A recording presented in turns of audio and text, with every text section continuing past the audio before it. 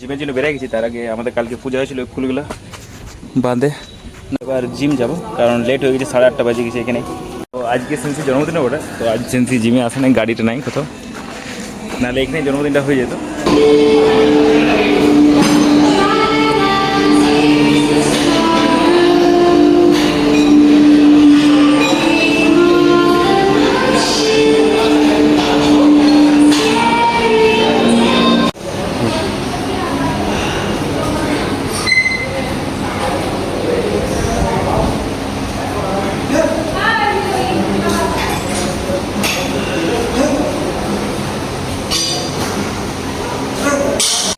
চেস্টের সেটগুলো সেন্সি আগা পিছু করে দিয়েছে, ওই জন্য একটু অসুবিধা হচ্ছে, কারণ আপার চেস্ট পরে ছিল মিডিল চেস্টের পরে, কিন্তু আগা পিছু করে দিয়েছে, ফার্স্ট আপার chest, middle chest, lower chest, ওই জন্য একটা অসুবিধা হচ্ছে। বাদ বাকি সেরকম কিছু অসুবিধা হচ্ছে না।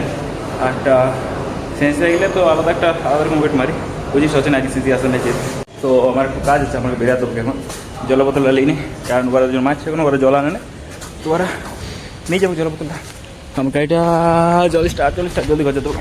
তো এখন আমি ঘরে ছিলি, শুয়েছিলি, ওই আলি তো একটু রেস্টে শুলি। তো এখন আমার একটা একটা নাম্বার ফোন এলো, ওই ট্রু কলারে দেখাচ্ছিল রাজু কুমার সিং লেখা ছিল। তো আমি ফোনটা তুললি, আমাকে বলছে তোমার এয়ারটেল পেমেন্ট ব্যাঙ্কে কোনো খাতা আছে? তো আমি বললি হ্যাঁ খাতা আছে আমার। বলছে তুমি এই খাতাটা রাখতে চাও না এই খাতাটা মানে বন্ধ করে দিতে চাও, কারণ একটা আপডেট এসছে, তো ওই আপডেটটা যদি তুমি বলো যে রাখতে চাই, তাহলে তোমাকে আরেকবার ঘুরতে কেআইসি করতে হবে, আর যদি তুমি বলো যে না আমি রাখতে চাই না, তো ওইটার বন্ধ হয়ে যাও। তখন আমি বললি নর্মালি যে হ্যাঁ আমি তো রাখতে চাই। তখন ও আমাকে একটা মেসেজ পাঠালো, বলছে তোমাকে দেখো তোমার ফোনটা একটা ওটিপি এসেছে। তখন থেকে শুরু হলো গেমটা। ওটিপিটা আমি যখন দেখছি, তখন দেখছি ওটিপিটা নিশ্চয় লেখা আছে লগ ইন ইনফো, মানে ওই ওটিপিটা দিলে লগ ইন করো। তখন আমি একটু আমি ওর সাথে করলি, আমি বললি একবার ভুল নাম্বার দিয়ে দিলি, ওই একটা ওটিপি ছিল, ওটা আমি নাম্বারগুলো চেঞ্জ করে দিলি। তো আমাকে বলছে এই নাম্বারটা ভুল আছে, 2-3 বার বললে এই নাম্বারটা ভুল আছে। তখন আমি ওকে বললি দাদা এটা তুমি তো লগ ইন পাসওয়ার্ড খুঁজছে আমার কাছে, আমি তোমাকে ওটিপি কেন দেবো? তখন আমাকে কথাটা চেঞ্জ করার জন্য বলছে যে তোমার ব্যাংকে যে টাকা কাটে ওটা বন্ধ হয়ে যাবে, তুমি কি এর আগে কোনো এটিএম বা কোনো জন্য অ্যাপ্লাই করেছিলে? তো আমি ওকে বললি যে যদি আমি কোনো অ্যাপ্লাই করেছি তাহলে ওটা তো তুমি জানবে যে আমি অ্যাপ্লাই করেছি না নাই। তো তখন আমি ওকে ডাইরেক্ট বলি যে ভাই এসব করিস না, পূজার সময় বটে, কারো পয়সা পাতির ব্যাপার বটে, কারো এইসব করে কী লাভ?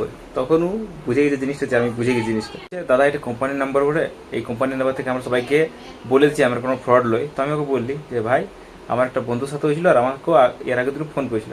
তখন ও আমাকে বলছে কত সময় ফোন করেছিল? তা আমি বললি মিথ্যাই যে 3টা-2টার দিকে ফোন করেছিল।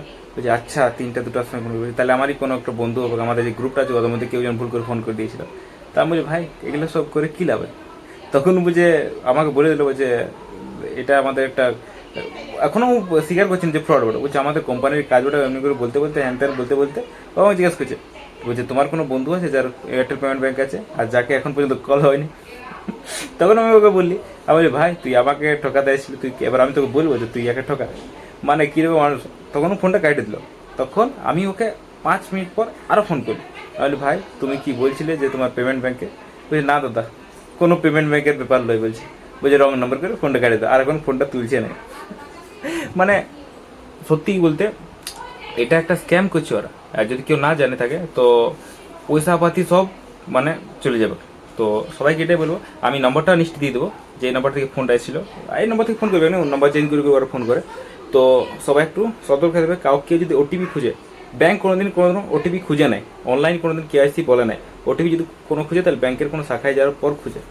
তো আর কোনো অনলাইন অ্যাপ থাকবে যেটা ওদের অফিসিয়াল অ্যাপ বলে, তাছাড়া কোনো কিছু ব্যাংকের কাজ হয় নাই, যারা করছে ওরা ফ্রড করছে। তো কেউ কোনো ওটিপি বা কোনো অ্যাপ যদি বলে ডাউনলোড করে এটা রেজিস্টার করো, কেওয়াইসি করো, তো এটা করো না, কারণ ওইটাই সব শেষ হয়ে যাবে। তো আর এরকম যদি কেউ ফোন করে যদি বুঝতে পারো যে হ্যাঁ এই ফ্রড বলে, তাহলে ওকে যাইতে দাও পুরো একদম, মানে যা তা বলো, যা তা কোনো, ওরা যখন অত ওইগুলো এরকম কাজ করতে পারে তো আমরা বলতে কী আছে।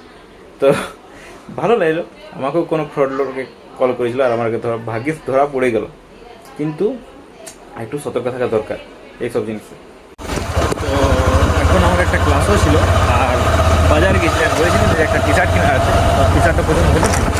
তো আর আজকে তোমার বেশি ঘুম লাগছে, অনেক জলদি। আসলে জিমে আজকে ভালো ট্রেনিংও করেছি, তো জলদি ঘর যাই, ঘুম লাগছে।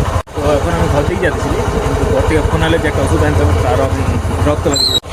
যখন থেকে জলটা পড়লো তখন থেকে আমার গলাটা যে ধরা ধরা ভাবটা আছে ওটা যায়ই নেই, এখনও আমার আওয়াজটা একটু শুনতে মানে ধরা ধরা লাগছে।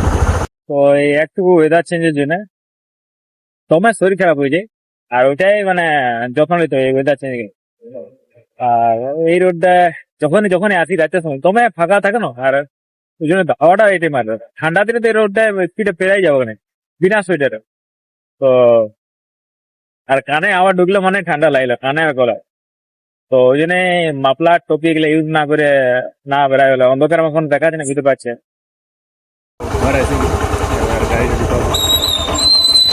তখন ঘর ঢুকে গেছি আর খাবার খাতেও বসে গেছি খাবার কাছে। আর সরি বিছনায় কাছি, কারণ এই জন্য কারণ নিচটা আমাদের ভিজে আছে, আর ধোয়া ধুয়ের অনেক কাজ হয়েছে, ওই জন্য নিচটা ভিজে যাচ্ছে, আর আমার গলাটা ধরেই গেছে, ওই জন্য একটু সাউন্ড চেঞ্জ হয়েছে। তো আজকের দিনটায় অনেক কাজ করেছি, ঘরে অনেক কাজ ছিল, পড়াও হয়েছে কিন্তু সেরকম হয়নি। তো আজকের ভিডিওটা এখানে শেষ করছি, এত দূর দেখার জন্য থ্যাংক ইউ, ধন্যবাদ, আর দেখা হচ্ছে নেক্সট ভিডিওতে।